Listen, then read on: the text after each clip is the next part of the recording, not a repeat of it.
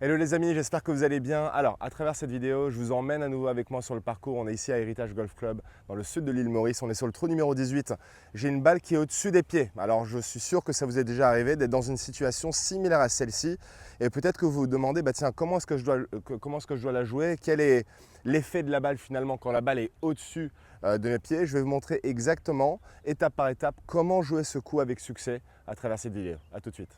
Donc la première chose qu'on doit prendre en considération quand la balle est au-dessus des pieds, c'est la trajectoire. Quelle est la trajectoire? Où est-ce que la balle va finir en quelque sorte? Donc la balle, quand la balle est au-dessus des pieds, la tendance c'est que la balle va avoir une trajectoire très prononcée de droite vers la gauche. Donc c'est-à-dire que cette balle va finir très à gauche par rapport à ma ligne de visée originale.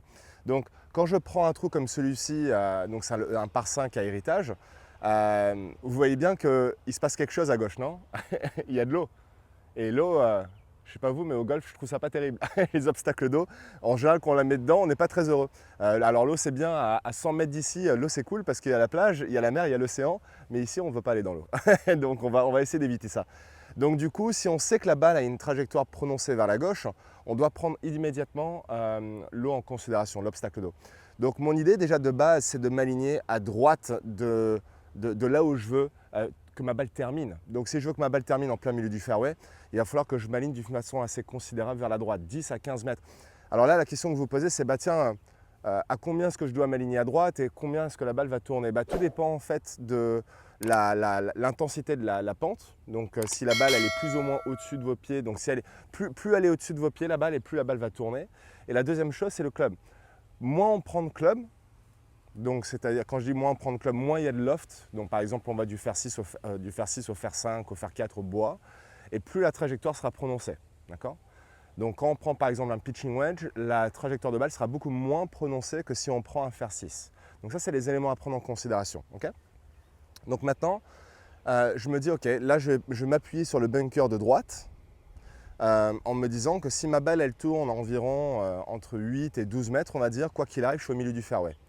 Il faut que vous vous disiez qu'au pire des cas, même si ma balle va aller 2 à 3 mètres à gauche, je suis quand même sur le fairway.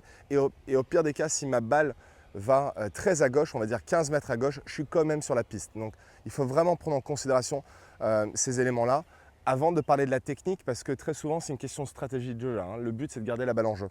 Alors maintenant parlons un petit peu de l'organisation et le swing de golf en soi. Donc au niveau de mon setup, dans mon organisation devant la balle, je vais devoir me tenir un peu plus près de la balle que d'habitude. Pourquoi? Parce que je vais tenir le club un peu plus court, parce que la balle elle est au-dessus des pieds. Donc du coup, je dois forcément compenser. Si la balle elle est là et que tout d'un coup je me retrouve ici, il va falloir que je me rapproche et que je tiens le club un peu plus court. Donc du coup, je tiens le club plus court, je me rapproche de la balle. Les pieds sont assez réduits en termes d'écartement, je suis à peu près à la largeur de mes épaules. Et la position de balle va être assez neutre.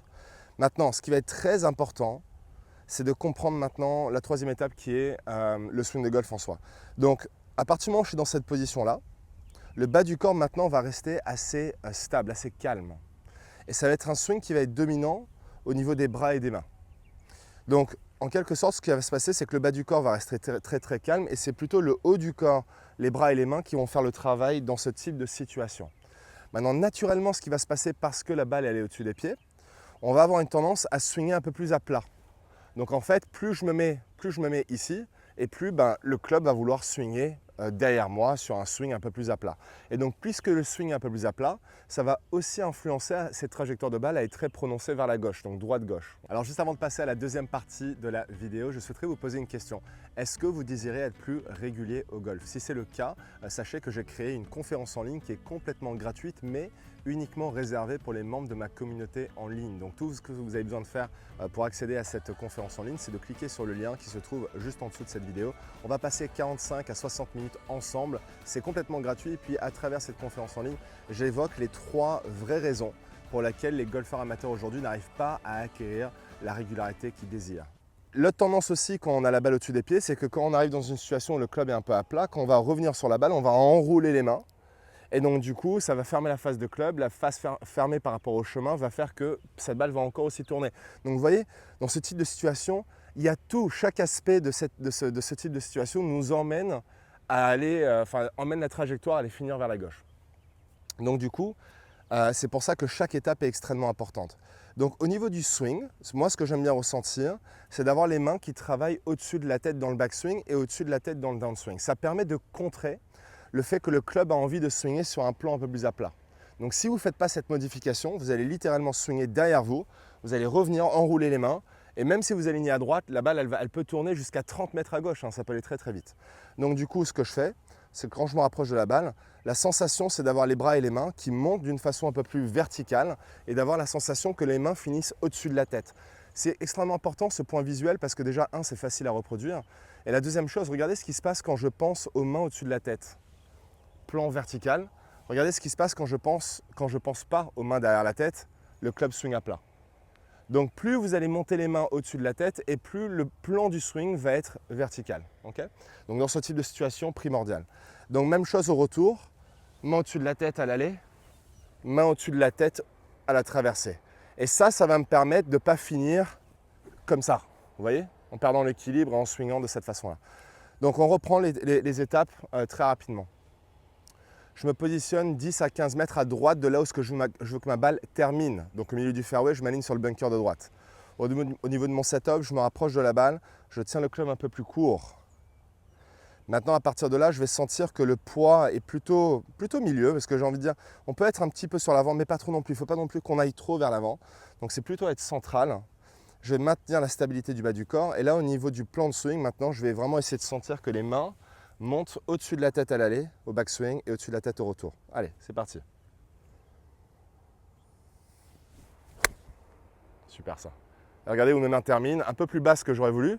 J'aurais voulu un peu plus ici, mais là ma balle est parfaitement placée. Elle a tourné, pas beaucoup celle-ci, hein, elle a tourné 5 mètres, mais elle est en plein milieu du fairway. Je me suis positionné idéalement pour mon troisième coup pour aller essayer de chercher le birdie sur ce trou numéro 18 par 5. Le drapeau en plus, il est dangereusement positionné à gauche du green. Donc la dernière chose que je veux faire, c'est de me donner un point de pénalité en mettant la balle dans l'eau sur mon deuxième coup parce qu'après, ça va être difficile d'aller chercher un par, voire même un bogey.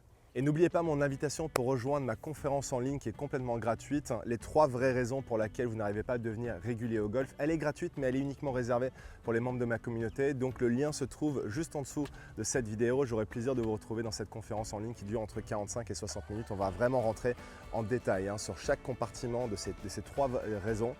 Et vous allez voir qu'à la fin de cette conférence, vous allez vous dire « Mais pourquoi est-ce que je ne savais pas ça avant ?» On se retrouve de l'autre côté.